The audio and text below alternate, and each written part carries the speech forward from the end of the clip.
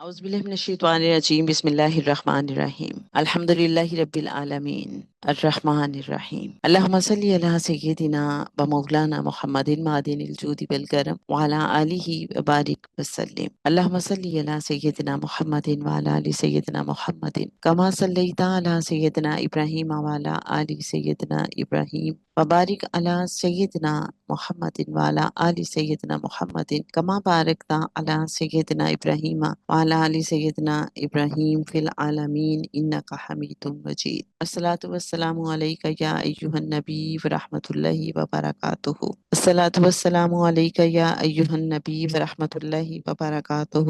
الصلاۃ والسلام علیک یا ایہا النبی ورحمۃ اللہ وبرکاتہ وسلام علی المرسلین۔ محترم خواتین و حضرات، السلام علیکم۔ اتصال النبی صلی اللہ علیہ وآلہ وسلم کے اس لائیو سیشن میں آپ سب کو خوش آمدید کہتے ہیں۔ جیسے کہ آپ جانتے ہیں، اس سیشن میں ہم خواجہ شمس الدین عظیمی رحمۃ اللہ علیہ صاحب کی کتاب محمد رسول اللہ صلی اللہ علیہ وآلہ وسلم کا مطالعہ کرتے ہیں، اور اس میں جو انبیاء کے قصے بیان کیے گئے ہیں ان میں پوشیدہ قوانین، راز، حکمتیں سمجھنے کی کوشش کرتے ہیں۔ آپ سب اپنا حاصل تفکر شیئر کرتے ہیں، جس سے ہمیں بہت سیکھنے کا موقع ملتا ہے۔ جیسے کہ آپ جانتے ہیں، یہ کتاب سور خواجہ شمس الدین عظیمی رحمۃ اللہ علیہ صاحب نے آقا صلی اللہ علیہ وآلہ وسلم کی مہربان منظوری کے بعد لکھی۔ اسے ہم اندازہ لگا سکتے ہیں اس کتاب کے انوارات کا، اس کتاب کی خوبصورتی کا، اس کتاب کی تاثیر کا۔ آئیے کوشش کرتے ہیں کہ اس سیشن میں ہم بہت باادب ہو کے حاضر رہیں، اپنے آپ کو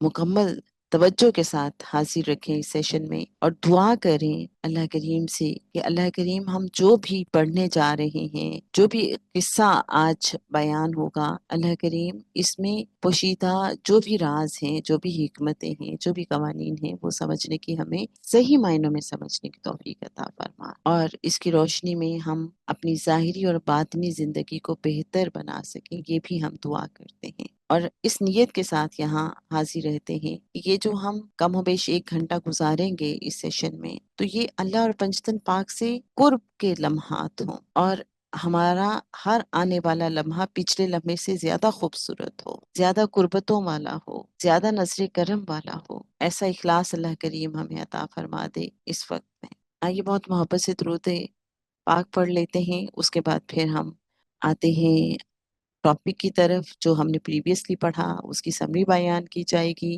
آپ میں سے ہی ہمارے جو پارٹیسپینٹس ہیں، ہم آپ ہی سے ریکویسٹ کریں گے کہ کوئی بھی پوائنٹس جو آپ کے ذہن میں پچھلے سیشن کے حوالے سے رہ گئے ہیں، کوئی ایک آدھ پوائنٹ آپ بیان کرنا چاہیں، یا پھر جتنا بھی سمری بیان کرنا چاہیں، ہمیں بہت خوشی ہوگی۔ اور اس کے بعد آج کا ٹاپک ہم پڑھیں گے، اور اس کے بعد پھر ہم ایک بار پھر آپ کو حاصل تفکر شیئر کرنے کی دعوت دیں گے۔ بہت محبت سے درود پاک پڑھ لیجئے۔ صلی اللہ تعالی علی حبیبہ محمد و آلہ وسلم۔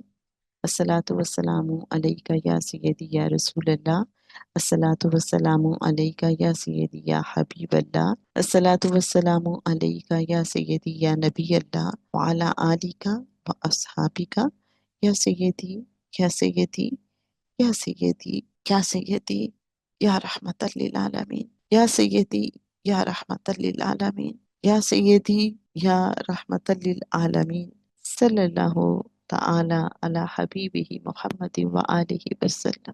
جی عائشہ محمود صاحبہ، خوش آمدید اور بسم اللہ کیجیے۔ السلام علیکم۔ وعلیکم السلام۔ میں رخسانہ جی چھوٹی سی سمری بیان کروں گی۔ میں واقعہ پڑھی تھی، مجھے بہت اپیل کیا کچھ پوائنٹس۔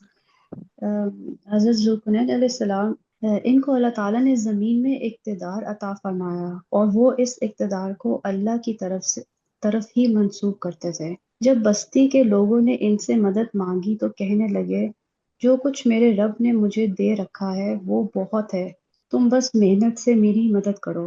اس تحریر سے ہمیں یہ پتہ چلتا ہے کہ حضرت ذوالقرنین علیہ السلام اللہ تعالیٰ کے شکر گزار بندے تھے، جو مخلوق خدا کی خدمت میں مشغول رہتے تھے، جو بستی والوں کے لیے مدد کا سامان بن کر آئے اور لوہے اور کاپر کے استعمال سے دیوار تعمیر کی۔ مجھے یہ واقعہ پڑھ کے ہمارے بابا جان رحمۃ اللہ علیہ کی بات ذہن میں آئی کہ مخلوق خدا کی خدمت کرنا اور مدد کرنا ہی دراصل اللہ کا پسندیدہ عمل ہے۔ اسی وجہ سے حضرت ذوالقرنین کو یہ طاقت نصیب ہوئی۔ بہت زبردست، مختصر لیکن اچھے پوائنٹس آپ کے۔ اور بھی کچھ کہنا چاہیں گی آپ عائشہ محمود صاحبہ؟ نہیں بس مجھے اتنی ہی ریڈی اوکے کیا۔ اوکے، بہت شکریہ جی۔ اشفاق احمد صاحب، خوش آمدید السلام علیکم۔ جی۔ وعلیکم السلام جی باجی، جب میں یہ واقعہ پڑھ رہا تھا لاسٹ ٹائم، تو پھر جب میں اسے قرآن پاک سے بھی دیکھ رہا تھا نا، جی تو مجھے جو بات سمجھ آ رہی تھی، تو میں نے کہا چلیں سب سے شیئر کرتے ہیں، تو باقی احباب بھی اس پہ رہنمائی کریں گے۔ تو حضرت ذوالقرنین علیہ السلام کے حوالے سے جب ہم قرآن پاک میں دیکھتے ہیں نا، کہ جی اللہ پاک نے ان کو زمین کے اندر جمایا، مطلب قدرت دی، اور ان کو اسباب بھی عطا کیے۔ جی تو جب میں اس کو دیکھ رہا تھا اپنے حوالے سے آج کے دور میں، کہ اللہ پاک یہ واقعہ ہمیں بتا رہا ہے قرآن پاک کے اندر، تو ہمیں اس سے کیا سمجھانا مقصود ہے؟ تو وہ غور و فکر کرنے پہ مجھے ایسے لگ رہا تھا کہ حضرت ذوالقرنین جو تھے، وہ غروب آفتاب اور طلوع، مطلب الشمس اور غروب کی جو بات ہو رہی ہے نا، جی تو جی ان کو یہاں پہ زندگی کا فلسفہ سمجھایا جا رہا تھا، کہ جہاں پہ غروب ہونا مطلب موت کی طرف نشاندہی کی جا رہی ہے، کہ جب ہم موت میں چلے جاتے ہیں، ٹھیک ہے، اللہ کے حضور پیش ہو جاتے ہیں، تو اس کے بعد کے معاملات کیسے ہوتے ہیں، ٹھیک ہے۔ تو ان ہوں، کو وہ مشاہدہ کرایا جا رہا تھا کہ انسان جب اللہ پاک پاس چلا جاتا ہے، تو جی وہاں جا کے جو جو اس کے منزلیں آتی ہیں، جو جو اس نے اعمال کیے ہوتے ہیں، تو وہاں پہ وہ پیش ہوتا ہے، ٹھیک ہے۔ جی وہاں سے پھر آگے جب طلوع کی بات آ رہی تھی، سورج نکلنے کی، وہ پیدائش کے حوالے سے تھا کہ جی انسان کی پیدائش کہاں سے ہوتی ہے۔ تو اس ہوں، مقام پہ اللہ پاک ان کو پھر لے کے گئے، کہ ہوں، مطلب مشاہدہ کرا رہے تھے، ٹھیک ہے۔ جی تو یہ اس انداز میں کہ جب انسان کی پیدائش ہو رہی ہے، تو وہ کس انداز میں ہو رہی ہے، تو ہمیں یہ بتانے کا مقصد ہے کہ ہم بھی یہ مشاہدہ کر سکتے ہیں۔ جب قرآن ہوں، پاک کے اندر یہ بات کر دی گئی ہے، جی یہ آیات بیان کی گئی ہیں 84 سے لے کے 99 تک، یہ سارا قصہ ہے نا، تو اس کے اندر ریفرنس مطلب آتے ہیں 88 89 میں بھی اللہ پاک یہ کہہ رہے ہیں کہ جب اللہ کے پاس جاتے ہیں، تو ہمیں اسی حساب سے بدلہ دیا جاتا ہے۔ تو یہ قومیں جو ہیں، یہ ہمارے انر سیلف کے اندر ہم ہم ہی ہیں، ٹھیک ہوں، ہے۔ ظاہری وجود کے ساتھ تو انہوں نے کیا ہوگا، لیکن جی جو جی ہمارے حوالے سے بات کی جا رہی ہے، تو ہم نے یہ دیکھنا ہے کہ ہمارے ساتھ یہ واقعہ کس طرح ریلیٹ ہوتا ہے، تو ہم نے جی اس چیز کو دیکھنا ہے۔ اور اس میں پھر آگے چل کے جو بات ہوتی ہے یاجوج ماجوج کے حوالے سے نا، جی تو جی اس کے اوپر جب میں دیکھ رہا تھا، تو یہ سمجھ آ رہی تھی، وہ فساد فی الارض کی بات ہو رہی تھی وہاں پہ، جی جی کہ زمین کے اندر فساد کیسے مچاتے ہیں۔ تو وہاں پہ انہوں نے ان کے درمیان آڑ کل مطلب کیا۔ تو آڑ کے حوالے سے یہ ہے کہ نیگیٹو فورسز ہے یاجوج ماجوج، تو ان کو ہم نے کیسے کنٹرول کرنا ہے۔ اس میں آڑ الحدید، لوہے کی جو انہوں نے صفت بیان کی ہے، تو وہ مجھے ایسے سمجھ آ رہی تھی کہ جو ہمارے مرشد پاک ہوتے ہیں نا، جی جی وہ ہماری رہنمائی کرتے ہیں، وہ نیگیٹو فورسز کے اگینسٹ ہمارے اندر مطلب ہماری رہنمائی کرتے ہیں، تربیت کرتے ہیں، کہ ہمارا جو نفس ہے، ہم اس کی نیگیٹو جو جس طرف ہمیں لے کے جاتا ہے، اس سے ہمیں وہ بچاتے ہیں، تاکہ ہمارے اندر جو یاجوج ماجوج کی صفت ہے، کردار ہے، جو نیگیٹو سینس ہے، اس سے ہم بچ سکیں۔ تو اس انداز میں مجھے سمجھ آ رہی تھی، تو میں نے کہا چلیں آپ سب سے شیئر کروں۔ السلام علیکم۔ وعلیکم السلام۔ بہت خوبصورت انداز میں آپ نے بھی پوائنٹس شیئر کیے، اور جو لیل اور النہار کا کنسیپٹ آپ نے بیان کیا، انشاءاللہ مزید بھی بات تو ہوتی رہے گی اس حوالے سے، وہ بھی ایک منفرد زاویہ آپ کا، بہت ہی زبردستی، بہت شکریہ آپ کا۔ آم، کیا آپ میں سے کوئی بتائیں گے کہ بخت نصر کون تھے؟ کیا بخت نصر کا نام آپ نے سنا ہوا ہے پہلے؟ آپ ہینڈ ریز کر کے بتا سکتے ہیں کہ بخت نصر کا جو نام ہے، یا بخت نصر جو ایک شخص تھا، کیا آپ کچھ جانتے ہیں اس پرسنالٹی کے حوالے سے؟ صرف ہینڈ ریز کرنے سے بھی ہمیں समझ आ जाएगी। असगर साहब कोई एक जुमला आप बताना चाहेंगे, एक दो जुमले के बख्त नसर था कौन? जी असगर साहब। जी अस्सलाम वालेकुम। जी मैं वालेकुम अनम्यूट नहीं हो पा रहा था, माजरत। बख्त नसर बाबल का बादशाह था, दानियाल अलैहिस्सलाम और मिस्र के तकरीबन हमारे 70,000 इसराइल के कैदी भी उनके पास थे। तो दानियाल अलैहिस्सलाम ने फिर वहाँ पे गवर्नर जो मुकर्रर हुआ, उन्होंने अ, हक की तालीम पेश की, तो बख्त नसर उसको मान गया था आखिर में। और पेंटागन की तरह इंतहाई पावरफुल सल्तनत थी उसकी। ओके, जबरदस्त। ये जो आखिर में आपने बात कर दी ना, इसे समझने में और आसानी हो गई। जी, तो हमारे जितने भी पार्टिसिपेंट्स हैं, 55 पार्टिसिपेंट्स हैं हमारे इस टाइम। आप में से कोई बताएंगे कि बख्त नसर के नाम से क्या आप फेमिलियर हैं, कुछ जानते हैं आप? या फिर आज का ये जो सेशन है ये बहुत इंटरेस्टिंग होने जा रहा है कि हमें बख्त नसर के बारे में कुछ जानने का और फिर ऑब्वियसली हजरत जुल्करनैन के बारे में जानने का मौका मिलेगा। चलें, एक काम और भी करते हैं।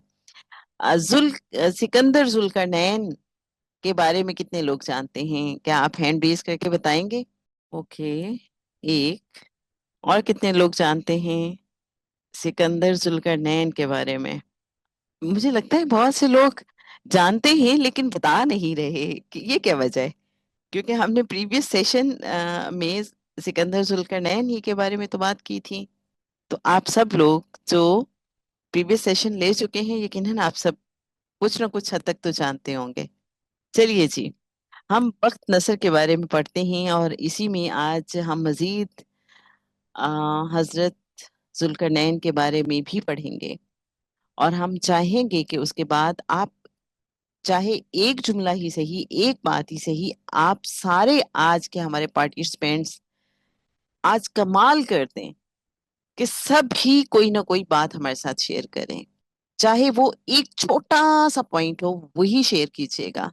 औज़ुबिल्लाहि मिनश्शैतानिर्रजीम, बिस्मिल्लाहिर्रहमानिर्रहीम, अल्लाहुम्मा सल्ली अला सय्यिदिना व मौलाना मुहम्मदिन मादिनिल जूदि वल करम व अला आलिहि व सहबिही व बारिक वसल्लम। बख्त नसर। सिकंदर जुल्करनैन से 50 बरस कबल बाबिल में बख्त नसर हुकूमत करता था। बाबली कौम भूतों की पूजा करती थी।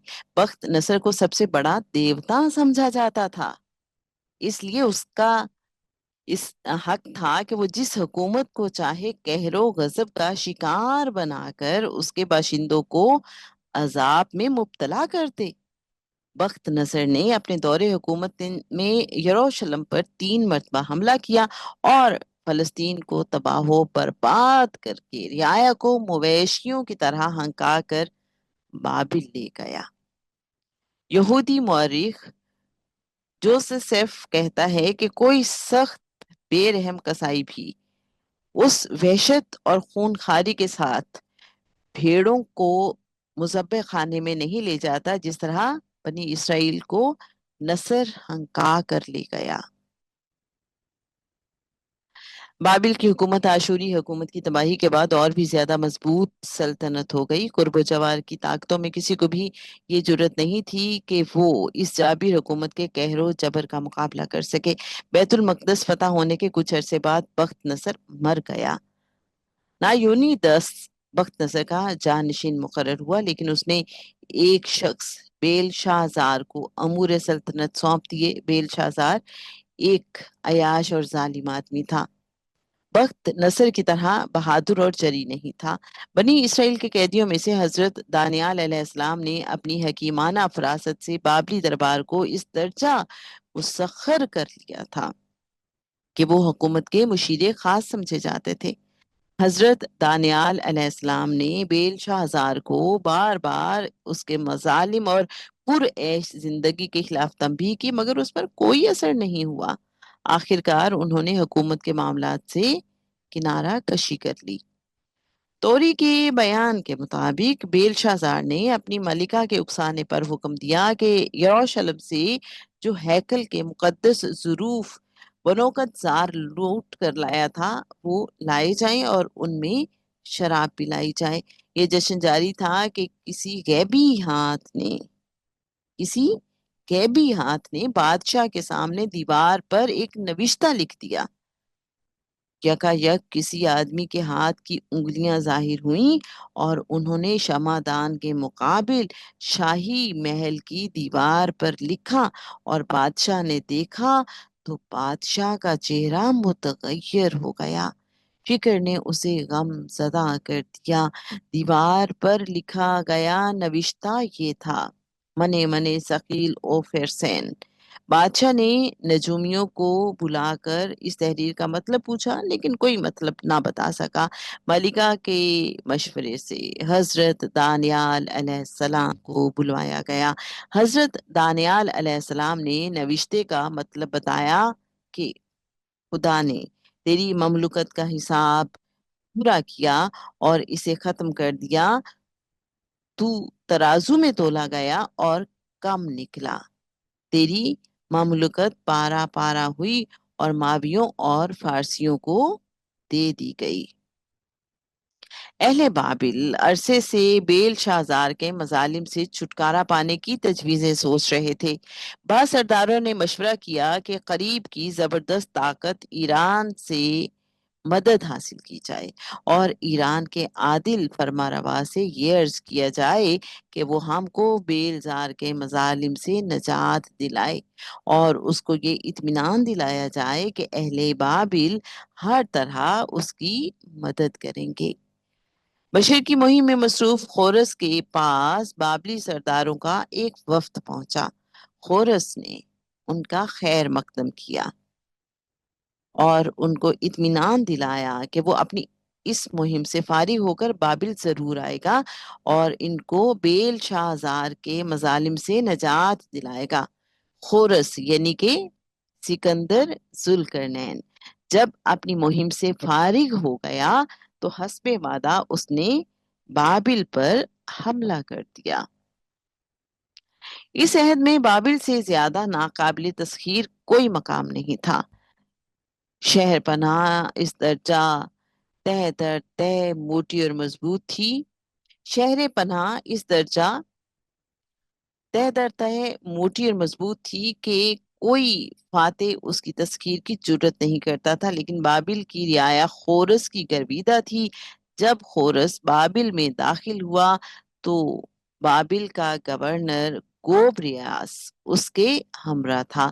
گوبریاس نے دریا میں نہر کاٹ کر اس کا بہاؤ دوسری جانب کر دیا اور دریا کی جانب سے فوج شہر میں داخل ہو گئی، اور خورس کے وہاں پہنچتے ہی شہر فتح ہو گیا اور بیل شازار مارا گیا۔ دارا سکندر کے جانشین دارا نے اپنے دور حکومت میں اہم تاریخی کام یہ کیا کہ پہاڑوں کی مضبوط چٹانوں پر کتبے نقش کرا دیے جو اس کے اور خورس کے عہد زرعی کو ظاہر کرتے ہیں۔ ان کتبوں پر ایسی تفصیلات دی گئی ہیں جن سے دارا کے مذہب اور عقیدے اور طریقے حکومت پر روشنی پڑتی ہے۔ خدائے برتر آہور رموزدہ ہے، اس نے زمین پیدا کی، اسی نے آسمان بنایا، اسی نے انسان کی سعادت بنائی، اور وہی ہے جس نے دارا کو بہتوں کا تنہا حکمران اور آئین ساز بنایا۔ اے انسان، آہور رموزدہ کا تیرے لیے حکم ہے کہ برائی کا دھیان نہ کر، صراط مستقیم کو نہ چھوڑ، گناہ سے بچتا رہ۔ ان تاریخی کتبوں سے یہ بخوبی واضح ہوتا ہے کہ دارا اور اس کے پیشرو خورس کا مذہب ایران کے قدیم مذہب موگوش یعنی مجوسی مذہب سے جدا اور مختلف تھا۔ دارا جس ہستی کو آہور موزدہ کہہ کر پکارتا ہے اور جو اس کے اوصاف بیان کرتا ہے، اس سے واضح ہو جاتا ہے کہ دارا اور اس کا پیشرو یعنی ذوالقرنین دین حق پر تھے۔ حضرت علی کرم اللہ وجہ الکریم کی اس روایت میں ذوالقرنین کی وجہ تسمیہ بیان کی گئی ہے۔ ذوالقرنین نہ نبی تھے اور نہ فرشتہ، وہ ایک انسان تھے جنہوں نے اللہ تعالیٰ کو محبوب رکھا، بس اللہ تعالیٰ نے بھی ان کو محبوب رکھا۔ حضرت عبداللہ بن عباس رضی اللہ تعالیٰ عنہ فرماتے ہیں ذوالقرنین نیک اور صالح بادشاہ تھا، اللہ تعالیٰ نے اس کے اعمال کو پسند فرمایا اور اپنی کتاب میں اس کی تعریف فرمائی، وہ فاتح اور کامیاب بادشاہ تھا۔ حکمت: سکندر ذوالقرنین ایک عظیم فاتح تھا، توحید اور آخرت پر ایمان رکھتا تھا، عدل و انصاف کرنے والا فیاض حکمران تھا۔ ذوالقرنین ایرانی فرما روا تھا، اس کا عروج 549 قبل مسیح کے قریب شروع ہوا۔ اس نے چند سالوں میں میڈیا یعنی لجبال اور لیڈیا یعنی اشیائے کوچک کی سلطنتوں کو فتح کرنے کے بعد 539 قبل مسیح میں بابل کو بھی فتح کر لیا، جس کے بعد کوئی طاقت اس کے راستے میں مزاحم نہ رہی۔ اس کی فتوحات کا سلسلہ سندھ اور سغد یعنی موجودہ ترکستان سے لے کر ایک طرف مصر اور لیبیا تک اور دوسری طرف تھریس اور مقدونیہ تک وسیع ہو گیا، اور شمال میں اس کی سلطنت قفقاز یعنی کاکیشیا اور خوارزم تک پھیل گئی۔ اس وقت کی پوری مہذب دنیا پر اس کے تابع فرمان تھی۔ اس وقت کی پوری مہذب دنیا اس کے تابع فرمان تھی۔ ذوالقرنین کی فتوحات مغرب میں ایشیائے کوچک اور شام کے تمام ساحل اور مشرق میں باختر یعنی بلخ تک وسیع ہوئی۔ یاجوج ماجوج کاکیشیا کے پہاڑی علاقوں کے قبائل ہیں۔ کاکیشیا بحر خزر یعنی کیسپین اور بحر اسود کے درمیان واقع ہے۔ سکندر ذوالقرنین مختلف ممالک فتح کرتا ہوا مشرق کی جانب ایسے علاقے میں پہنچ گیا جہاں مہذب دنیا کی سرحد ختم ہو گئی تھی، اور آگے ایسی وحشی قوموں کا علاقہ تھا جو عمارت بنانا تو درکنار خیمے بنانا بھی نہیں جانتی تھی۔ سخت وحشی ہونے کے سبب نہ کوئی ان کی زبان سمجھتا تھا اور نہ وہ کسی اور کی زبان سے واقف تھے۔ ذوالقرنین کے عدل کی تعریف اس کے دشمنوں نے بھی کی۔ بائبل اس بات پر شاہد ہے کہ وہ ایک خدا پرست اور خدا ترس بادشاہ تھا جس نے بنی اسرائیل کو ان کی خدا پرستی ہی کی بنا پر بابل کی اسیری سے رہا کروایا اور اللہ وحدہ لا شریک کی عبادت کے لیے بیت المقدس میں دوبارہ ہیکل سلیمان کی تعمیر کا حکم دیا۔ جب لوگوں نے کہا اے ذوالقرنین، یاجوج اور ماجوج اس زمین پر فساد پھیلاتے ہیں تو ہم تجھے اجرت دیں، کیا تو ہمارے لیے بند بنا دے گا؟ ذوالقرنین نے کہا مجھے اللہ نے بادشاہی عطا کی ہے اور اس نے مجھے بے شمار وسائل عطا کیے ہیں۔ فرما روا کی حیثیت سے میرا فرض ہے کہ میں اپنی رعایا کو دشمنوں سے محفوظ رکھنے کے لیے ان کی خدمت کروں۔ اس کام کے لیے تم پر الگ سے ٹیکس لگانا میرے لیے جائز نہیں۔ جو خزانہ اللہ تعالیٰ نے مجھے دیا ہے وہ اس کام کے لیے بہت کافی ہے، البتہ تمہیں میرے ساتھ جوان مردی سے کام کرنا ہوگا۔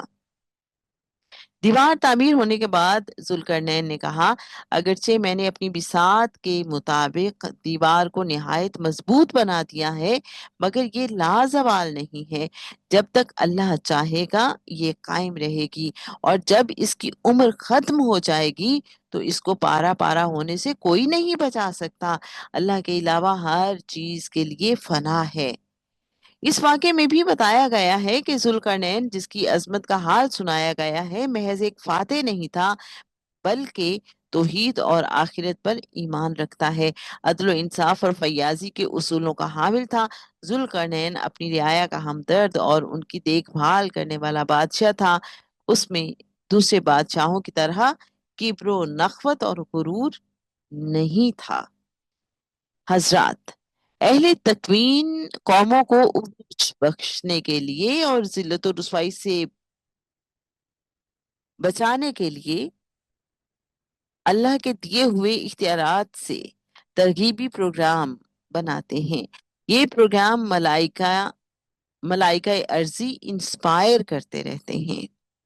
जनवरी 1960 में एक मजलिस में हुजूर कलंदर बाबा औलिया रहमतुल्लाह अलैह ने फरमाया, चीनी कौम के लिए फरिश्ते 1 लाख तरगीबी प्रोग्राम इंस्पायर करते हैं। ये एक ऐसी मुहिब्बे वतन कौम है कि एक प्रोग्राम भी रद्द नहीं करती, सब का सब इंस्पायरेशन कबूल कर लेती है। चीन के कबाइल याजूज माजूज की जुर्रियत हैं। एक वक्त आएगा कि चीन पूरी दुनिया पर हुक्मरान हो जाएगा और सारी दुनिया पर इसका इक्तिदार कायम हो जाएगा। इक्तिदार का मतलब ये भी है कि दुनिया पर इस कौम का तसर्रुफ कायम हो जाएगा, यानी ये कौम इतनी ज्यादा इक्तिसादी तरक्की कर लेगी कि सारी दुनिया पर हुक्मरान हो जाएगी और बड़ी बड़ी सल्तनतें सरनगू रहेंगी। जनाब, अब ये जो इंस्पिरेशन हम सबको मिल रही है इस वक्त, आप देखते हैं कि हम सब में से कौन कौन इसको कितना कबूल करता है और कौन कौन अपना हासिल तफक्कुर शेयर करता है। एक जुमला, कोई एक पॉइंट, कोई एक बात, और आखिर वाली तो बात आप ये देख लें, इंस्पिरेशन वाली, किस कदर इंटरेस्टिंग बात है। हम चाहेंगे कि आप जरूर बात कीजिए। बिस्मिल्लाह मिसिस खलील साहिबा। जी मिसिस खलील साहिबा। जी, ये हज़रत ज़ुल्करनैन रहमतुल्लाह अलैह के मुतालिक जो अभी पढ़ा, इसमें ये पता चला कि वो एक नेक और आदिल हुक्मरान थे और हज़रत अली अलैहिस्सलाम और हज़रत अब्दुल्ला बिन नवाज के हवाले से ज़ुल्करनैन की तारीफ बयान की गई है। और वो ना नबी थे, ना फरिश्ते, बल्कि एक सालिह इंसान थे जिनके यानी कि अमाल को अल्लाह ताला ने पसंद फरमाया। एक तो ये क्लियर हुआ। और जुल्करनैन की शख्सियत से हमें इस बात का पता चलता है कि वो दुनियावी ताकत और बादशाहत के बावजूद वो अल्लाह ताला के एक ऐसे बंदे थे जो बहुत ज्यादा शुक्रगुजार थे और आदिल भी थे। और फिर जुल्करनैन के मुतालिक कि उनको जुल्करनैन क्यों कहा जाता था, वो इसलिए कहा जाता था, इसका मतलब है कि दो सींगों वाला, या इससे मुराद मशरिक और मगरिब या जाहिर और बातिन भी हम ले सकते हैं कि उस पे उनका एक गलबा था। यानी कि वो हक और सच की एक मिसाल कायम करने वाला उनका किरदार था। और उनके हवाले से ये भी पता चला कि वो बहुत ज्यादा हिकमत से काम लेते थे, अदल इंसाफ करते थे। और उनका जो ईमान था, यानी कि उनकी आखिरत पर ईमान और अल्लाह ताला की तौहीद पे, वहदानियत पे अल्लाह ताला की बहुत ज्यादा पुख्ता ईमान रखने वाली शख्सियत थे। और फिर अगर हम देखें तो सूरत कहफ में इनका आयत नंबर 86 में इनका जिक्र किया गया है, जिसका मैं तर्जुमा बयान करना चाहूंगी आयत का, कि हमने कहा ए जुल्करनैन, या तो तुम उन्हें सजा दो या उनके साथ नरमी का मामला इख्तियार करो। यानी जी कि इनका कुरान पाक में भी इस तरीके से जिक्र किया गया है, इनके इक़्तिदार की, इनके ताकत मिलने के बावजूद जुल्करनैन अल्लाह ताला की तरफ रुजू करने वाले थे, शुक्रगुजार थे और सच्ची हुक्मरानी करने वाले थे। और अ, फिलहाल यही पता चला, और हिकमत खल्क भी इनसे जाहिर होती है कि जिस तरह उन्होंने यजूज और मजूज के फितने से बचने के लिए दीवार बनाने की दरखास्त की। और फिर यानी कि उजरत की पेशकश हुई तो जो हजरत जुल्करनैन थे उन्होंने रद्द कर दिया था इस हवाले से। और उन्होंने कहा था कि जो कुछ भी मेरे रब ने मुझे दिया है वो मेरे लिए बहुत काफी है, मुझे माल की जरूरत नहीं है। तो हमें काफी पहलू इनके मुतालिक मिल रहे हैं। और फिर हमें इससे ये भी सबक एक मिलता है कि हकीकी जो हिकमत होती है ना, इंसान दुनियावी ताकत जो अल्लाह ताला की इमानत उन्होंने समझा है, अल्लाह ताला की इमानत के तौर पर उसको इस्तेमाल किया है। और फिर मजलूमों की उन्होंने मदद की है। फिर फितनों के खिलाफ वो एक मजबूत कह ले के दीवार बन के खड़े हो गए। ये याजूज मजूज है वो एक किस्म का फितने के तौर पे थे। और इसको लिया गया। और यही मुझे अभी समझ आया। जी। जबरदस्त जबरदस्त। और हमारे वो पार्टिसिपेंट्स जो चैट में अपना हासिल तफक्कुर शेयर कर रहे हैं, हम चाहेंगे कि वो भी हैंड रेज करके जरूर आके बात करें। وہی بات جو آپ نے چیٹ میں کی ہے آپ آگے بھی کر سکتے ہیں. بہت شکریہ. جی محمد سعید صاحب بسم اللہ، خوش آمدید. جی السلام علیکم ورحمۃ اللہ. وعلیکم السلام. جی باجی، میں نے ٹاپک کو دیکھتے ہوئے تھوڑی سی قرآن مجید کو مد نظر رکھتے ہوئے اپنا تھوڑی سی تحقیق کی تھی. اس پہ میں وہ شیئر کیے دیتا ہوں. انسانی تاریخ محض فتوحات اور شکستوں کا مجموعہ نہیں، بلکہ ایک ایسا آئینہ ہے جس میں ہر دور کا انسان اپنا باطن دیکھ سکتا ہے. قوموں کے عروج و زوال ہمیں یہ سکھاتے ہیں کہ اصل حکمرانی زمین کے ٹکڑوں پر نہیں بلکہ انسان کے کردار اور اس کے باطن کی مضبوطی پر قائم ہوتی ہے. قرآن مجید میں حضرت ذوالقرنین علیہ السلام کا واقعہ اسی حقیقت کو نہایت جامع انداز میں بیان کرتا ہے.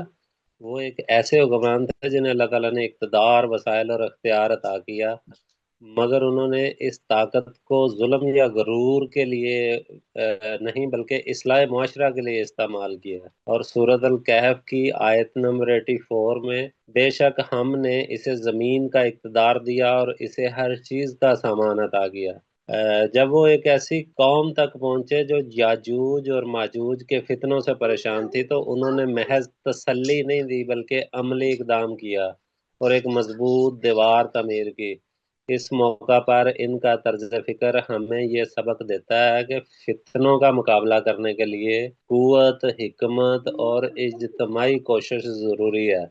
سورۃ الکہف کی آیت نمبر 95 اس میں ہے کہ اس نے کہا میرے رب نے مجھے جو طاقت دی ہے وہ بہتر ہے، پس تم قوت کے ساتھ میری مدد کرو تاکہ میں تمہارے اور ان کے درمیان ایک مضبوط دیوار بنا دوں. تو یہ واقعہ آج کے دور میں ہمارے لیے ایک واضح پیغام رکھتا ہے. آج کے یاجوج مجوج دیکھا جائے تو دراصل وہ ذہنی انتشار، اخلاقی گراوٹ اور فتنہ انگیز اثرات ہیں جو ہمارے باطن کو کمزور کر رہے ہیں. ایسے میں ہمیں بھی اپنے اندر صبر، علم اور ذکر کی ایک مضبوط دیوار قائم کرنے کی ضرورت ہے. حضرت ذوالقرنین علیہ السلام کی ایک اور نمایاں صفت ان کا عدل و انصاف تھا. وہ طاقت رکھتے ہوئے بھی انصاف کے اصول پر قائم تھے. سورۃ الکہف کی آیت نمبر 87 میں ہے کہ اس نے کہا جو ظلم کرے گا ہم اسے سزا دیں گے. یعنی طاقت کا اصل استعمال انصاف کے قیام کے لیے ہونا چاہیے، نہ کہ ذاتی مفاد کے لیے. اس کے ساتھ ساتھ ذوالقرنین علیہ السلام کی عاجزی بھی قابل غور ہے کہ اتنی عظیم دیوار بنانے کے باوجود انہوں نے اس کامیابی کو اپنی طرف منسوب نہیں کیا بلکہ اسے اللہ تعالیٰ کی رحمت قرار دیا. آیت نمبر سورۃ الکہف کی آیت نمبر 98 میں یہی بات ہے. اس نے کہا یہ میرے رب کی رحمت ہے، پھر جب میرے رب کا وعدہ آئے گا تو وہ اسے ریزہ ریزہ کر دے گا. یہاں یہ ایک بہت بڑا سبق یہ ہے کہ دنیا کی کوئی بھی دیوار، کوئی بھی طاقت دائمی نہیں ہے. یہی حقیقت قرآن کے اس عمومی اصول کو مطلب بیان کرتی ہے جو سورہ رحمان میں بھی 26 اور 27 نمبر آیت میں ڈسکس ہوا ہے کہ جو کچھ زمین پر ہے سب فنا ہونے والا ہے اور صرف آپ کے رب کا چہرہ باقی رہے گا. اگر ہم اس پورے واقعے اور تاریخ کے سبق کو اپنے اوپر امپلیمنٹ کرتے ہیں تو واضح ہوتا ہے کہ اصل کامیابی باطن کی تعمیر ہے. جب انسان اندر سے مضبوط ہو، عدل پر قائم ہو، اپنی کامیابی کو اللہ کی عطا سمجھے، تب ہی وہ حقیقی معنوں میں کامیاب ہوتا ہے. آخر میں مطلب ہم ایک عہد کر سکتے ہیں کہ ہم اپنی زندگی میں طاقت جس کے اندر اختیار، علم اور وسائل شامل ہیں کو نیکی کے لیے استعمال کریں، نہ کہ غرور کے لیے. ہم اپنے باطن کے گرد صبر، علم اور تقوی کی ایک ایسی مضبوط دیوار تعمیر کریں جو کہ ہمیں ان مسائل سے بچا سکتی ہے. ہم عدل و انصاف کو اپنی ذات اور اپنے معاملات میں قائم کریں اور ہمیں اپنی ہر کامیابی کو اپنی محنت کا کمال نہیں بلکہ اللہ کی رحمت سمجھنا چاہیے، کیونکہ حقیقی کامیابی یہی ہے کہ انسان اپنے اندر کے فساد کو روک لے، بالکل اسی طرح جیسے حضرت ذوالقرنین علیہ السلام نے یاجوج اور ماجوج کے فساد کو روکنے کے لیے دیوار قائم کی. یہی راستہ انسان کو دنیا میں بھی کامیاب بناتا ہے اور آخرت میں بھی سرخرو کرتا ہے. جی بہت شکریہ، السلام علیکم۔ وعلیکم السلام۔ بہت ہی کمال جی آپ کی انڈرسٹینڈنگ اور بہت ہی خوبصورت شیئرنگ، بہت اچھے انداز میں آپ نے بہت پوائنٹس ہمارے ساتھ شیئر کیے، اور صحیح صاحب ہم امید کرتے ہیں کہ آپ ہر سیشن میں اسی طرح سے شامل ہوتے رہیں گے۔ بہت شکریہ آپ کا۔ جی عشاء جی صاحبہ۔ السلام علیکم۔ وعلیکم السلام۔ میرا کویشچن ہے اور ریکویسٹ بھی ہے کہ کوئی بھی دے دے ابھی، یا پھر چیٹ میں یا گروپ میں، یا ایک سے زیادہ لوگ بھی دے دیں۔ میں چاہتی ہوں مجھے زیادہ جواب ملے، کیونکہ نا مجھے ابھی جو ہم نے پڑھا نا کہ چینی قوم جو ہے وہ سارے انسپریشنز جو ہیں وہ ایکسیپٹ کر لیتی ہے، اور اسی وجہ سے وہ ترقی بھی کرتی ہے۔ تو ہم کیوں نہیں ایکسیپٹ کر پاتے؟ انسپریشن تو سب کو ایکولی آ رہے ہوتے ہیں، اور ہم کبھی کسی حد تک اس کو پک کر لیتے ہیں اور پورا نہیں پک کر پا رہے ہوتے، اور پھر عمل کرتے ہیں تو اس سے نقصان بھی ہو جاتا ہے سم ٹائمز۔ پھر ہمیں بعد میں پتہ چلتا ہے کہ یہ اس کا یہ نہیں، یہ مطلب تھا، اس طرح کر کے نا۔ تو بہت زیادہ مستقل آ رہے ہوتی ہیں میسیجز، تو اس کے لیے ہمیں کیا کرنا چاہیے؟ اس کا جواب مجھے چاہیے پلیز۔ اچھا شاجی صاحبہ، ایسا ہے کہ ہم اب ہمارے باقی پارٹیسپینٹس تو ابھی جواب کچھ نہ کچھ دیں گے ہی، جو ان کی انڈرسٹینڈنگ ہے۔ آپ کی اپنی انڈرسٹینڈنگ کیا ہے؟ ابھی آپ نے فرمایا کہ کہیں نہ کہیں ہم انسپریشن کو قبول کر رہے ہوتے ہیں اور اس کے اکارڈنگ کوئی عمل بھی کر رہے ہوتے ہیں، تو وہ جب ہم ریسیو کر پا رہے ہوتے ہیں تو ہم وجہ کیا ہوتی ہے آپ کے خیال میں؟ آپ کی اپنی کیا انڈرسٹینڈنگ ہے؟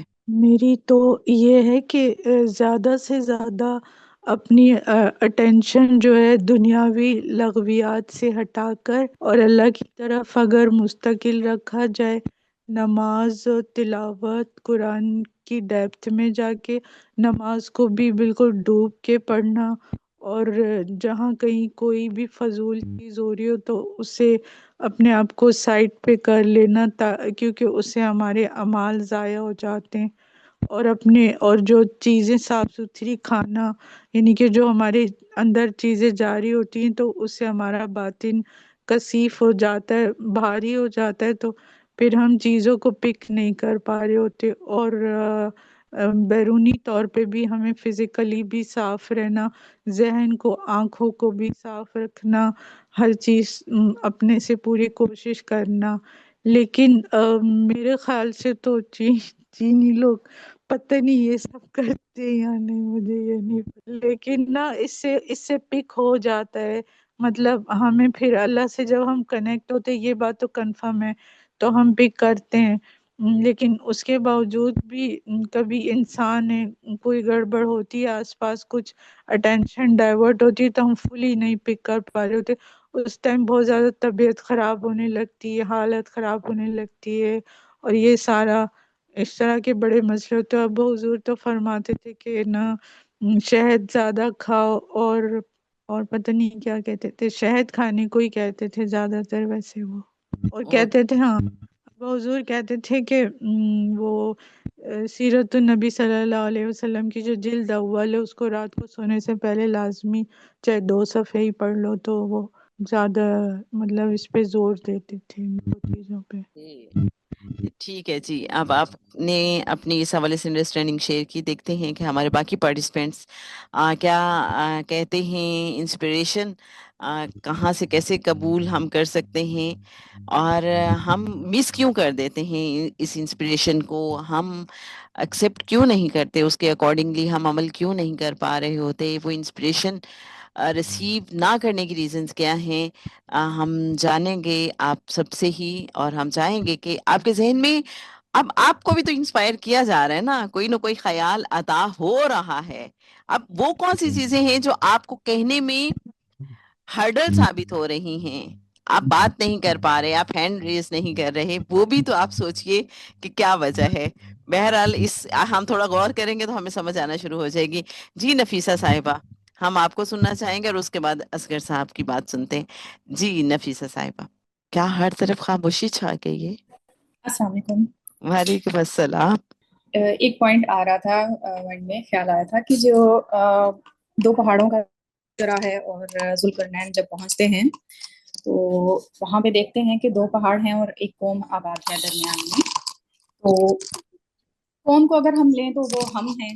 اگر ہم دیکھ لیں کہ ہم سب ایک قوم کی طرح، اور 2 پہاڑ جو ہیں اگر ہم 2 طرز فکر لے لیں، یا پھر ہم یہ بھی کہہ سکتے ہیں کہ ایک کو اگر ہم روح لے لیں اور ایک کو نفس لے لیں، تو یہ چیز پھر آتی ہے کہ ہم ان دونوں کے درمیان میں کہیں کھوئے ہوئے ہم نظر آتے ہیں، یا پھر فساد یا یاجوج ماجوج جو ہے تذکرہ ہے کہ وہ ہمیں جو ہے وہ تنگ کرتے ہیں. ہمارے اندر کسی چیز کا سٹارٹ ہونا، یاجوج اور ماجوج، پھر اس کی انتہا تک پہنچنا. تو اس میں دیکھتے ہیں کہ حضرت ذوالقرنین کا جو کردار ہے وہ کیا کرتے ہیں کہ ایک مرشد کی طرح وہ یہ کر رہے ہیں کہ ہم جب دیکھتے ہیں ورڈز پہ ہم دیکھیں غور کریں تو اس میں ساوا ایک ورڈ مجھے ملا کہ ہم دیکھتے ہیں کہ دیوار تعمیر کر دی، لیکن درمیان میں اگر ورڈز پہ آیات پہ غور کیا جائے تو سورہ کہف میں جو بیان ہوا ہے یہ واقعہ، تو وہاں پہ یہ ساوا کا ورڈ ہمیں بتاتا ہے کہ درمیان میں جو کوئی تھا، جو فاصلہ تھا اس کو برابر کر دیا گیا، یا پھر اونچ نیچ تھی اس کو مساوی کر دیا گیا. تو اسد فین یہ 2 کنارے جو ہیں یہ بھی استعمال ایک لفظ ہوا ہے. تو انہوں نے بیسیکلی کیا کیا ہمارے لیے سمجھنے کے لیے ایک ظاہری میننگ تو رہے گا وہاں پہ، تو جو ہمارے لیے تزکیہ کے لیے یہاں پہ ہمیں پوائنٹ مل رہا ہے کہ انہوں نے 2 جو طرز فکر تھیں ان کے درمیان میں جو تھا ایک فاصلہ تھا ہماری روح اور یا نفس کو ہم کہہ لیں کہ، تو اس کو اس طرح ہموار کر دیا کہ جیسے روح اور نفس ایک ہو جائیں. اور پھر یہ فرماتے ہیں کہ انفقو کہ پھونکو، یعنی کہ ہماری سانس کا آنا جانا، ہمارا جو روح سے کنیکشن ہے اس کو اس طرح ہم نے بحال کرنا ہے کہ پھر وہاں پہ اس طرح انہوں نے محنت، یعنی کہ کہتے ہیں کہ محنت کرو اس پہ، اپنا آنا، روح کا سانس کا آنا جانا دیکھو، اس پہ غور کرو کہ تمہارے لمحات کس طرح گزر رہے ہیں، ہر لمحہ کس طرح گزر رہا ہے. تو مائنڈ فل ہو کے رہنا، اس طرف توجہ دلاتے ہیں. پھر یہ کہتے ہیں کہ یہاں تک انہوں نے محنت یعنی کہ ان سے کرواتے ہیں کہ یہاں تک کہ کر دیا اسے نار کو ہم دیکھیں تو نار النار بھی ہے، دوزخ بھی، ہم آگ کے، یہ روٹ اس کا یوز کرتے ہیں، روٹ ورڈ ہے یہ، اور یہ ایک وہ بھی ہے کہ جس کو ہم عشق کی آگ کہتے ہیں. تو اس میں پھر انہوں نے ہم دیکھتے ہیں کہ فرماتے ہیں یہاں تک کہ کر دیا اسے نار. تو ایک طرف حضرت ذوالقرنین کی محنت ہے ان پہ، ایک طرف ان کی اپنی بہت مشقت اور محنت ہے وہ جاری ہے حضرت ذوالقرنین کی ان کی مدد سے. تو پھر فرماتے ہیں میں انڈیلوں، پھر اس پہ جب نار کر دیا تو کہتے ہیں میں انڈیلوں اس پہ پگھلا ہوا تانبا. تو پھر یعنی کہ اپنی ان کی جس کو کہتے ہیں نگرانی میں وہ ان سے ایک مرشد کی طرح ان کی محنت اور ان کی مشقت اس طرف کرتے ہیں کہ اپنے روح تک کا سفر جو ہے وہ مکمل طے کرنا ہے. تو یہ جو یاجوج ماجوج ہم دیکھتے ہیں ہمارے اندر فساد، یا پھر ہمارے اندر جو 2 طرز فکر ایک ہی وقت پہ چل رہی ہوتی ہیں، آنا جانا کبھی اس طرف اور کبھی اس طرف، جیسے راستے 2 کھلے ہوتے ہیں، اس کو وہ کرتے ہیں. اور پھر آگے فرمایا جاتا ہے کہ قرآن پاک میں ہم پھر آگے واقعے میں دیکھتے ہیں یہ جو مطلب بند باندھ دیا ہے، یا پھر یہ جو نقب جو ہے وہ نہیں کوئی لگا سکے گا، مطلب یہ جو ایسا محفوظ کر دیا گیا ہے اس یہاں پہ کہ پھر اگر اللہ تعالیٰ کا وعدہ ہوگا تو پھر یہاں پہ یہ ٹوٹ پھوٹ کا شکار ہوتا ہے. تو انشاءاللہ اگر ہم اکثر سنتے ہیں کہ یاجوج ماجوج کی قوم جو ہے وہ ایک دیوار جو بنائی گئی اس کو وہ چاٹتی رہتی ہے اس زبان سے، تو وہ ایک دن انشاءاللہ جب کہے تو تب وہ ٹوٹ جائے گی. تو کوئی بھی آج ہم دیوار دیکھیں تانبے کی یا لوہے کی، کوئی بھی اس کو کتنے سالوں تک ہی چاٹتا ہے، میرا خیال نہیں کہ وہ ٹوٹے گی. تو اس میں انشاءاللہ کا ہم یا پھر اللہ کا وعدہ لکھا ہوا ہے قرآن پاک میں جب آئے گا. تو اللہ تعالیٰ یہ بھی قرآن پاک میں فرماتے ہیں کہ کوئی اللہ تعالیٰ کسی قوم کی حالت تب تک نہیں بدلتے جب وہ قوم خود اپنی حالت نہیں بدلتی. تو مطلب ہمارے جو چاہت ہوگی وہ اگر اللہ تعالیٰ کی چاہت بن جائے گی تو تب تک یہ جو ٹوٹ پھوٹ ہے، یہ یاجوج ماجوج ہمارے اندر ہے وہ باہر نہیں ہے، وہ دوبارہ سر نہیں اٹھائیں گے. لیکن جیسے کہ ہر چیز کو پناہ ہے تو اس کا ایک ٹائم پیریڈ ہے جب تک یعنی کہ ہم اللہ تعالیٰ کی رسی کو مضبوطی سے تھامے رکھیں گے तो फिर तब तक हमारी जो ये जो है सीधे रास्ते पे हम सही तर्ज फिक्र पे हम रहेंगे। तो जी बस ये मेरे मन में आ रहा था। बहुत जबरदस्त, बहुत ही खूबसूरत अंदाज में, बहुत ही यूनिक और मुनफरद स्टाइल आपका। बहुत अच्छे पॉइंट्स आपने हमारे साथ शेयर किए, और वो जो आग वाली बात की कि ये एक तरह से हम इसको इश्क की आग के तौर पे भी ले सकते हैं, बहुत ही उम्दा। बहुत शुक्रिया नफीसा साहिबा इतने खूबसूरत हासिल तफक्कुर के लिए। असगर साहब, आपका भी हैंड रेज्ड मुझे नजर आया था, हम चाहेंगे कि आप बात करें। और हमारे वो जो सारे पार्टिसिपेंट्स जिनको इंस्पिरेशन आ रही है और वो खामोश बैठे हैं, चाइनीज की बात हुई तो क्या इसका मतलब ये है कि बिस्मिल्लाहिर्रहमानिर्रहीम, अस्सलाम वालेकुम। ये अभी जो मैंने उम्र किया हुआ है उसमें एक नुक्ता ये था, जैसे भी हमारी एक बहन ने भी सवाल पूछा, इंस्पायरेशन चाइनीज़ कैसे कबूल कर रहे हैं। तो मैं अपने जॉब के हवाले से एक तजुर्बा शेयर करता हूँ कि जो हमारी एक मशीन है ना, जिसमें टेक्निकल मशीन है, जिसे हम बराह रास्त नशरियात देते हैं। जब हम अमेरिकन या जर्मनी की ख़रीदते हैं तो वो 2.5 करोड़ रुपए का एक पैकेज है पाकिस्तानी, और उसके फीचर एक्टिव करवाने के लिए हमें लाइसेंस ख़रीदने पड़ते हैं, जो साल बाद फीस देनी होती है। ये हो गया गिव एंड टेक। जब हम इजरायली कोई प्रोडक्ट खरीदते हैं तो वो 1.25 करोड़ रुपए का है, यानी हाफ प्राइस में। कुछ में लाइसेंस की ज़रूरत होती है, कुछ में नहीं होती है। जब चाइनीज़ हम खरीदते हैं तो वो मज़े की बात 30 लाख में मिल जाता है हमें वही पैकेज, जो 2.5 करोड़ का होता है वो 30 लाख अच्छा, में। और वाह, लाइसेंस की बात करते हैं जैसे, हाँ जी, वो हमसे कोई लाइसेंस की फ़ीस चार्ज नहीं करते। हम कहते हैं हमें फ़लाँ फीचर चाहिए, वो ईमेल करते हैं, वो हमें उठा के सॉफ्टवेयर भेज देते हैं, ये लो ये लो। आम बॉक्सेस में वो हमें सॉफ्टवेयर करके दे देते हैं और हमारे वो बगैर लाइसेंस के चल जाते हैं। अब इंस्पायरेशन देखें ना, अब ये जो 2.5 करोड़ है, 1.25 करोड़ है, वो हमसे अजर ले रहे हैं, बदला ले रहे हैं इस चीज़ का, और चाइनीज़ हमें फ्री दे रहे हैं। तो क्या इनको अल्लाह पे ईमान है? तो हम ये देखते हैं कि यहाँ पे जो भी हमने सबक पढ़ा है उसमें ज़ुल्करनैन अलैहिस्सलाम ने जो भी तालीम पेश की उसमें तौहीद, आखिरत पर ईमान, अदल, इंसाफ और फयाज़ी, ये सारी चीज़ें ट्रांसफ़र की।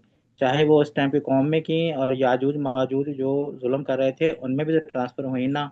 आज हम देखते हैं चाइनीज़ जो है याजूज माजूज की कौम, बाबा जी फरमाते हैं उनकी औलाद में से, वो आहिस्ता आहिस्ता निखरते निखरते निखरते आज उनके अंदर क्या तर्ज फ़िक्र है कि वो लाइसेंस के पैसे हमसे नहीं ले रहे और डबल ट्रिपल कीमत नहीं ले रहे, बहुत मामूली चार्जेस ले रहे हैं। क्या हुआ? खिदमत खलक। ज़्यादा से ज़्यादा प्रोडक्ट बनाओ और ज़्यादा से ज़्यादा आवाम को फ़ायदा दो, अल्लाह ताला उनको और दिए जा रहा है। तो मुझे ये नुकता मिला कि जो अंबिया कराम की तालीम है वो उनको तक पहुँची है, चाहे वो माजी में गुजरी है, सबका अदवार में मिली है उनको, दारा की तरफ से या ज़ुल्करनैन अलैहिस्सलाम की तरफ से। सिरात मुस्तकीम पर रहना, गुनाह से बचते रहना और आखिरत पर ईमान रखना, तौहीद, अदल, इंसाफ, फयाज़ी। ये फयाज़ी तो है कि वो लाइसेंस के पैसे नहीं ले रहे, बल्कि उसकी वजह से उनकी प्रोडक्ट ज़्यादा बिक रही है। इंस्पायरेशन वो कबूल कर रहे हैं अल्लाह ताला के, और खिदमत खलक की चीज़ें बना बना के सस्ती बेच रहे हैं। जी, मेरे पास ये नुकता था। ओके, बहुत शुक्रिया आपका असगर साहब। अच्छा, अब जरा अपने आसपास का जायजा लेते हैं कि ये जो कामयाब लोग होते हैं, जो हमें लगता है कि जीरो से हीरो बन गए, कभी आप उनकी बायोग्राफीज जानने की कोशिश करें तो क्या पता चलता है कि जो आइडियाज उनके जहन में आए उन्होंने उसको इम्प्लीमेंट कर दिया। अब एक नुक्ता जिस पे हम सबको गौर करने की जरूरत है, आप क्या समझते हैं कि जो चाइनीज की बात अभी की गई, तो जो इंस्पिरेशन उनको दी जाती थी, क्या हमें पाकिस्तानियों को वो इंस्पिरेशन नहीं मिलती? लगता यूं है कि इंस्पिरेशन सबको इक्वल मिलती है, लेकिन वो जाया कम करते हैं, वो इम्प्लीमेंट ज्यादा करते हैं, और हम क्या करते हैं? हम जाया कर देते हैं। हमने हमेशा सुना, जो फर्स्ट थॉट आए उसको इम्प्लीमेंट कर लो, ऐसा है, ऐसा है ना? लेकिन अगर जो भी फर्स्ट थॉट ही तो इंस्पिरेशन होती है। फर्स्ट थॉट जो हमें सही गाइड कर रही होती है वही इंस्पिरेशन होती है। लेकिन हम क्या करते हैं? हम उसमें सोच शामिल कर लेते हैं। जो अल्लाह वाले बताते हैं ना कि जो ख्याल और सोच में फर्क है, جو نزول ہوتا ہے، جو ہمیں انسپریشن آ رہی ہوتی ہے، وہ ایک طرح سے ہم پہ نازل ہو رہی ہوتی ہے، ڈیوائن انفارمیشن ہوتی ہے، ڈیوائن انسپریشن ہوتی ہے. ہم اس میں کیا کرتے ہیں، اپنی سوچ شامل کر لیتے، نہیں نہیں رہنے دیں، یہ شاید ٹھیک نہیں ہے، جیسے باقی لوگ بات کر لیں گے، مجھے کیا ضرورت ہے بات کرنے کی، میرا شاید پوائنٹ اتنا اچھا نہ ہو. مطلب کچھ بھی سوچ آ سکتی نا، سیکنڈ تھاٹ آ گئی نا، اور ہم نے کیا کیا، وہ جو انسپریشن آئی تھی ہم نے اس کو ردی کی ٹوکری میں ڈال دیا.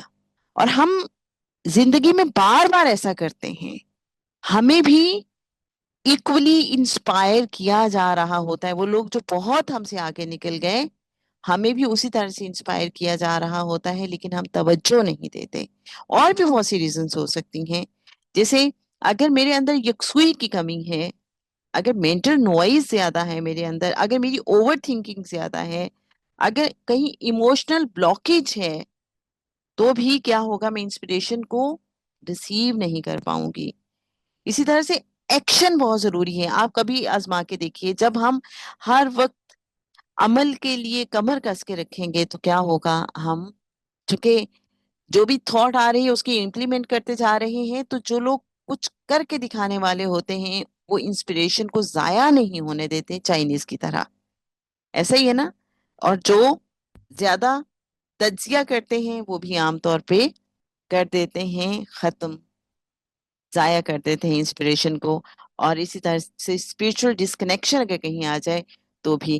اچھا جی، تھوڑا سا ٹائم سہیب صاحب اور مریم ارشد صاحبہ، ہم دونوں کو باری باری سنتے ہیں. جی سہیب صاحب کیا کہنا چاہیں گے؟ جی السلام علیکم. سوری وہ بٹن نہیں دبا. جی آپ سب کو بہت بہت سلام. اللہ آپ کو سب کو خوش رکھے.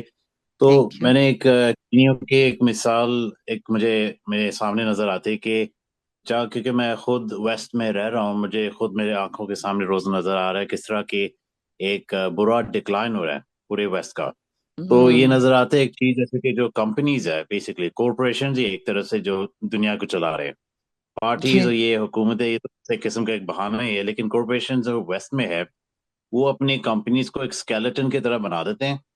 جتنا ان کا مین منی ہے وہ پھر ٹیکس ہیونز میں جا کے اپنا پیسہ ڈال دیتے ہیں، اور ان کو ایک ایسی قسم کی حوث لگی ہوئی ہے کہ کسی نہ کسی طریقے سے کنزیومر سے کتنا زیادہ پیسہ ہم لے سکیں. اس کا کانٹراسٹ دیکھ لیں چائنا کے اندر. وہ بھی کمپنیز ہیں جن کے پاس بلینئرز طرح طرح کے ان کے پیدا ہوئے ہیں.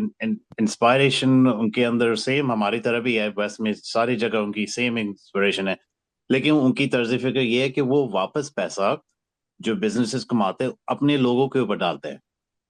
اور ان کی ہیومن سٹینڈرڈز آف لیونگ اس قدر انکریز ہو چکا ہے کہ کئی لوگ ہیں جو کہ شاید اس بات کو نہیں جانتے، لیکن ان 70s 80s میں جب ہانگ کانگ کا ایک عروج تھا، وہ لک ڈاؤن کرتے تھے چائنیز کے اوپر کہ بھئی یار یہ پیزنٹس ہے، جس طرح کے فارمرز قسم کے لوگ ہیں. لیکن جتنے دوست میں نے دیکھا ہے جو اگر شانگھائی، بیجنگ، شینزین، گوانگڈاؤ اس طرح کے شہروں میں جاتے ہیں، ان کی آنکھیں کھلی کی کھلی رہ جاتی ہیں کہ یار کون سی ہم دنیا کے اندر آگے، کس قدر انہوں نے کنسسٹنٹلی اپنی ٹیکنالوجی کو ریفائن کرتے جاتے ہیں لوگوں کی ایگزیکٹلی. بھلائی کے لیے. تو یہ میرا خیال ہے کہ جتنی بھی اگر ہم کامیاب لوگ دیکھتے ہیں ہم دنیا کے اندر، میرے لیے انسپریشن تھی کہ یار اگر کامیابی حاصل کرنی زندگی میں تو کوئی ایسا کام کرو جو کہ لوگوں کے کسی کو کسی طرح سے فائدہ پہنچے. چھوٹی سوچ ہو یا بڑی سوچ ہو، جیسے بھی ہو، لیکن اس کے اوپر امپلیمنٹ کرنا لازم ہے، اینڈ اس کے فائدے کم از کم پہنچنے چاہیے لوگوں کو. پھر آپ انشاءاللہ جا کے جو آپ فیل کرتے ہیں، یہ نہیں کہ ہم سب دولت پرست ہے وغیرہ، لیکن آف کورس آسائشوں کے لیے سبھی ہم اسٹرگل کرتے ہیں زندگی کے اندر، وہ پھر ہمیں آسانی سے مل سکتی ہے جا کے اس پیٹرن آف تھنکنگ کی وجہ سے. ہماری پیٹرن آف تھنکنگ، ہماری قوم تو اگر ویسٹ کو تو چھوڑو، ہماری قوم نہایتی ماشاءاللہ سے خود غرض قسم کی قوم ہے، اینڈ لٹرلی ایک ٹنل ویژن ہے کہ ایک ہی طرح اپنے آپ ہی اپنے فائدے کے لیے دیکھتی ہے، اپنے پڑوس تک بھی نہیں دیکھتے، نہ گھر والوں کا نہ کچھ ہے. تو یہ ایک مائنڈ سیٹ کو اگر چینج کرے، سوئچ کرے فکس سے لے کے تھوڑا سا گروتھ مائنڈ سیٹ لے کر آئے، انشاءاللہ ہم بھی وہ ترقی دیکھتے تھے. بہت شکریہ آپ کے ٹائم کا. بہت زبردست. آپ کی بات کو سیکنڈ کروں گی. جیسے حضرت ذوالقرنین علیہ السلام کا کردار ہمارے سامنے ہے، ان کی شخصیت کہ لوگوں نے انہیں اجرت آفر کی، لیکن انہوں نے کہا نہیں، مجھے کسی چیز کی ضرورت نہیں ہے. بے لوس ہونا، بے لوس ہو کے، جیسے ابھی سہیب صاحب آپ نے بھی بات کی، جو لوگ خود غرض ہوتے ہیں، جن کا لالچ ہوتا ہے، جن کے کسی عمل میں اخلاص نہیں ہوتا، پیورٹی نہیں ہوتی، ان کا عمل گرو نہیں کرتا. جہاں ہمیں برکتیں نظر آتی ہیں، حدیث بھی ہے کہ تم میں سے بہترین وہ ہے جو دوسروں کے لیے نفع بخش ہو. جب ہم دوسروں کے نفع کے لیے سوچیں گے، جب ہم سوچیں گے یہ کام میں نے اپنی ذات کے لیے نہیں کرنا، دوسرے کے فائدے کے لیے کرنا ہے، تو اللہ آپ کو رنگ لگا دے گا. جی مریم ارشد صاحبہ، کیا کہنا چاہیں گی؟ السلام علیکم جی وعلیکم رخسانہ باجی. السلام. بس آپ سب نے اتنا پیارا کنکلوڈ کر دیا، بھائی نے بھی، سب نے بہت اچھا. مجھے بھی بس یہی خیال عطا ہو رہا تھا کہ اصل میں محب الوطن جو ہے نا، یہ وہ کوالٹی ہے جو اپنے اندر بلڈ اپ کرنی ہے، تو انسپائریشن ہم قبول کریں گے. اور بابا جان نے جو یہاں کہا ہے اہل تکوین، تو اس کی طرف بھی دھیان جا رہا تھا کہ وہ کون ہیں. یعنی کہ اس طرف ایک طرف یہ بھی دھیان جاتا ہے کہ جیسے ایک آرگنائزیشن کو چلانے کے لیے ایڈمنسٹریشن کی ضرورت ہوتی ہے، تو اسی طرح اللہ تعالیٰ کی بھی ایک ایڈمن ہے جو آپ کو انسپریشن بھیج رہی ہے. اور اس کی اب شرط یہ ہے، تو میں اس کو لنک کرنا چاہ رہی تھی ایکچولی ابھی آج کل کے سرکمسٹانسز کو دیکھ کے، کہ اب آپ ڈاٹس کنیکٹ کرنا شروع کر دیں کہ بھارت نے حملہ کیا، پاکستان نے اس کا اتنا افیکٹولی آنسر کیسے دے دیا، انسپریشن کو قبول کیا، افیکٹولی آنسر دے دیا. اس کے بعد ٹرمپ نے ایپسٹین فائلز کو وہ کرنے کے لیے ایران پہ حملہ کیا تاکہ وہاں توجہ ڈیولپ ہماری چلی جائے، سب کی ہو جائے اور ایپسٹین فائل سے ہٹ جائے. تو ایران کو اللہ تعالیٰ نے کیسے وہ ڈٹ گئے، جبکہ ان کے پاس نہ اکنامیکل اتنی اسٹرینتھ اور سارا کچھ نہیں تھا، لیکن وہ ڈٹ گئے فی الحال. تو اس نے اب جو بھی ہے یو ایس اور وہ یہاں پہ لفظ آیا نا کبر و نخوت والا، کہ وہ جو ہے وہ اس میں ڈینٹ کچھ تو ڈلا اللہ کی طرف سے. تو یہ انسپریشن ہی ہے، ان ڈاٹس کو کنیکٹ کریں. اب ہمارے لیے کیا ہے کہ پاکستان کو اللہ تعالیٰ نے ثالث بنا کے سامنے لا کے کھڑا کر دیا، کس کی بیس پہ؟ جو پاکستان نے بھارت کو نہ کو چنے چبائے.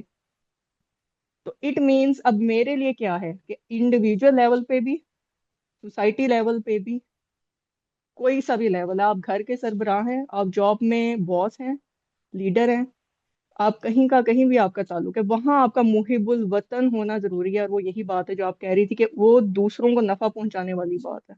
اگر وہ میرے اندر آ گئی تو اٹ مینس کہ ذلت اور رسوائی سے بچانے کے لیے اور عروج کے لیے جو اللہ تعالیٰ نے اب ہنٹس دینا شروع کر دی ہیں. اور میں سید سرفراز احمد شاہ صاحب کو بھی سن رہی تھی، کل ہی یہ ویڈیو نظر کے سامنے آ گئی اور وہ اس سے لنک ہو رہی تھی آج کے ٹاپک سے. تو کہ انہوں نے اس میں پروگرام میں یہ فرمایا کہ اینکر نے ان سے پوچھا، تو انہوں نے کہا انشاءاللہ کچھ سالوں نہیں، کچھ مہینوں کی بات ہے، اور پاکستان اکنامیکلی بھی اسٹرانگ ہوگا اور اوپر جائے گا. اور یہ سارا کچھ اب آپ دیکھیں کہ کیسے عروج. اب ہمیں اس کے لیے محب الوطن ہونے کی ضرورت ہے کہ اپنے اپنے لیول پہ چاہے چھوٹا سا بھی ایک سٹیپ اٹھا سکتے ہیں. اس میں ہم صرف اپنے پیاروں کا، اپنے وطن کا، اپنے لوگوں کا سوچیں کہ ان کو ہم کیسے فائدہ اٹھا سکتے ہیں. اور چائنیز یہی کرتے ہیں. اور یہاں پہ بس میں 41 کی 30 آیت، کیونکہ اہل تکوین کی بھی بات تھی ادھر، تو ہمیں یہ چیزیں تھوڑی لنک کر کے قرآن پاک سے بھی سوچنی چاہیے کہ کہاں پہ کیا ذکر ہے. تو ملائکہ کا ذکر ادھر بھی ہے کہ 41 کی 30 ہے، تحقیق جنہوں نے کہا رب ہمارا اللہ ہے، پھر اس پر قائم رہے، ان پر اترتے ہیں فرشتے. یعنی کہ قرآن پاک میں ورڈ ہے اس کے لیے فرشتے کی جگہ الملائکہ، کہ تم مت ڈرو اور نہ غم کھاؤ اور خوشخبری سنو اس بہشت کی جس کا تم سے وعدہ تھا. تو جناب محب الوطن ہو جائیں انشاءاللہ، پھر پاکستان. اور وہ شاہ صاحب نے تو پروگرام میں یہ بھی فرمایا تھا کہ انشاءاللہ وہ وقت آنے والا ہے جب ابھی لوگ یہاں سے ویسٹ نوکریاں تلاش کرنے کے لیے جاتے ہیں، تب ویسٹ سے لوگ نوکریاں تلاش کرنے کے لیے ادھر آئیں گے. اور جو ٹرمپ کی وہ آ رہی ہے وہ کبر و نخوت اور وہ غرور کی وجہ سے ہی زوال آئے گا یو ایس اے میں، ادروائز شاید نہ آتا. اور ہم اگر عروج پہ پہنچیں گے تو ہمیں انسپریشنز اب قبول کرنی ہے. بھائی اپنے آپ کو فلٹر کرتے جائیں. وہ جو آپ کہہ رہی تھی نا مکسنگ ہم سوچ کی کر دیتے ہیں، اس پہ بس پیرے پہ بٹھا دیں، اور جہاں جہاں جس لیول پہ بھی کوئی بھی بیٹھا ہے اس کو امپلیمنٹ کرنا شروع کر دیں. اور ایک اور آیت 35 کی 1 ہے کہ سب خوبی اللہ کو ہے جس نے بنا نکالے آسمان اور زمین، جس نے ٹھہرایا فرشتوں کو پیغام لانے والے، جن کے پر ہیں 2 2 اور 3 3 اور 4 4، بڑھا دیتا ہے پیدائش میں یعنی کہ تخلیق میں، बेशक जो चाहे अल्लाह हर चीज कर सकता है। थैंक यू बाजी। Thank you very much. तो शाह साहब ने ये भी फरमाया कि रोजगार के लिए तो बहुत मौके मिलेंगे, पाकिस्तान लोग आएंगे और इकोनॉमिकली ये बहुत ग्रो करेगा, लेकिन लॉ एंड ऑर्डर की जो सिचुएशन है उसके हवाले से हमें बहुत केयरफुल रहना पड़ेगा, वो कहीं क्रिएट हो सकती है। बहरहाल बहुत शुक्रिया, ये जो इंस्पिरेशन आज आप सब लोगों को आई और खूब आई और आप सबने उसको रिसीव किया, बड़ा अच्छा रिस्पॉन्ड किया। मैसेजेस में भी, मैं चैट बॉक्स में भी देख रही थी आपका जबरदस्त कंट्रीब्यूशन, माशाल्लाह। तो जनाब अब हम कंक्लूड करते हैं आज का सेशन। इंस्पिरेशन के हवाले से तो बहुत बात हो गई। बख्त नसर, अब मैं ये सोचती हूँ, आयदा साहिबा हम जरूर आपको सुनते हैं, बस जरा सा इंतजार। बख्त नसर, आपको नहीं लगता कि ये एक मिसाल है कि जब कोई कौम हद से तजावुज करती है तो अल्लाह किसी को उन पे मुसल्लत कर देता है? और ये वही कानून है जो कुरान पाक में कई जगह बयान हुए हैं कि जब इंसान या कौम फसाद में बढ़ जाती है तो उस पे दूसरी कुव्वत गालिब आ जाती है। तो बख्तसर अजाब इलाही की आप समझ लीजिए एक अलामत है। और क्या आपको नहीं लगता कि नफ्से अम्मारा को कभी आपने फिजिकल फॉर्म में देखना हो तो शायद बख्त नसर की फॉर्म में देख सकते हैं? जी आयदा साहिबा। जी रुखसाना, मैं सिर्फ ये कहना चाह रही थी, मैं मसरूफ थी, आई एम सो सॉरी, मैं पहले पार्टिसिपेट नहीं कर सकी। लेकिन एक जिस पॉइंट पे हमारी बात नहीं हुई वो अहले तकवीन के हवाले से बात नहीं हुई कि किस तरीके से मलाइका अर्जी को इंस्पायर करते हैं अल्लाह ताला, और ये सिस्टम किस तरीके से चलता है। अभी हमारे सेशन का टाइम ऊपर हो गया है, तो मैं चाहूंगी कि नेक्स्ट सेशन में जो भी समरी पेश करें वो इस हवाले से जरूर बात करें। चलें, हम आप ही से रिक्वेस्ट करेंगे कि नेक्स्ट टाइम समरी में आपकी प्लीज थोड़ा सा टाइम निकालिएगा और इस हवाले से जरूर बात कीजिएगा। हम आपको सुनना चाहेंगे बिल्कुल स्टार्ट में नेक्स्ट सेशन के। इंशाल्लाह मैं कोशिश करूंगी कि मैं आ जाऊं। अगर मैं ना आ सकी तो ये पॉइंटर मैंने दिया है कि इसके ऊपर जरूर बात करेंगे। बड़ा इंपॉर्टेंट नुक्ता था कि वो, क्योंकि टॉपिक बहुत डिटेल था, तो ये एक इम्पोर्टेंट नुक्ता था कि ये क्या सिस्टम है, ओके, ये कैसे कौमों के ऊपर जाबिर हुक्मरान अ, रख दिए जाते हैं, क्यों जाबिर हुक्मरान आखिर कौमों के ऊपर मुसल्लत कर दिए जाते हैं। उसके पीछे कौन सा कसब होता है। ठीक है जी, हम चाहेंगे कि जरूर आप इस हवाले से ये जो कानून काम कर रहा होता है पीछे, तो जरूर उस पे रोशनी डालिएगा। बहुत शुक्रिया। बख्तसर तो हमने देख लिया नफ्से अम्मारा की एक अलामत या अजाब इलाही की। जुल्करनैन की जब हम बात करते हैं, आज बहुत इस हवाले से बात हुई कि अदल व इंसाफ और दूसरों की खैर खाही, इल्म, हिकमत, ताकत, इन सब का सिंबल अगर हम किसी पर्सनालिटी को देखना चाहें तो हजरत जुल्करनैन। और इसके साथ साथ अगर बख्त नसर को हम नफ्से अमारा के तौर पे देखते हैं तो रूह की ताकत के तौर पे हम जुल्करनैन को देख सकते हैं। क्या ऐसा है? और इसी तरह से जो ये मशरिक से मगरिब तक का सफर था, क्या ये सिर्फ जाहिरी सफर था या ये एक बातनी सफर भी था? कि मगरिब से मुराद ये भी हो सकता है सेल्फ अवेयरनेस, कि जहां आपको अपने अंदर के अंधेरे जो है उनके बारे में आगाही होती है। और मशरिक जो है वो स्पिरिचुअल अवेकनिंग भी हो सकती है कि जहां आप पे खुलना शुरू हो जाता है कि जिंदगी का असल राज क्या है और अल्लाह की मार्फत हासिल करना क्यों जरूरी है। बाकी याजूज माजूज के बारे में भी आप सबने बहुत खूब बात की, सईद साहब ने, नफीसा साहिबा ने, मिसिस खलील साहिबा ने। और वो जो दीवार है वो हमने खड़ी करनी है, ज़ब्त नफ्स की दीवार, और हर तरह का जो शर याजूज माजूज की शक्ल में मौजूद है उसको शिकस्त देनी है। बहुत शुक्रिया। इंशाल्लाह नेक्स्ट समरी में हो सकता है बहुत से ऐसे निकात पे बात हो जाए, लेकिन इसके साथ साथ हमारा ग्रुप भी ओपन होगा। इत्तिसालुन नबी सल्लल्लाहु अलैहि वसल्लम हमारा जो व्हाट्सएप ग्रुप है, हम चाहेंगे उसमें जरूर आप बात कीजिएगा। आप में से बहुत से हमारे पार्टिसिपेंट्स जो बात नहीं कर पाए और बात करना चाहते थे, हम चाहेंगे कि जरूर आप वहाँ पे बात कीजिएगा ताकि हमें आप सबसे सीखने का मौका मिले और हम आप सबके हासिल तफक्कुर, अंडरस्टैंडिंग की रोशनी में अपनी जिंदगी को चले ज्यादा नहीं तो थोड़ा बहुत ही सही बेहतर बना सकें। अल्लाह करीम पंचतन पाक हम सबको कबूल फरमाएं। अल्लाह करीम अपने हबीब, अपने महबूब सल्लल्लाहु अलैहि वसल्लम के नालैन मुबारक में तमाम आलमीन में हम सबको दायमी क़याम अता फरमाए। صلی اللہ تعالی علی حبیبہ محمد و آلہ وسلم.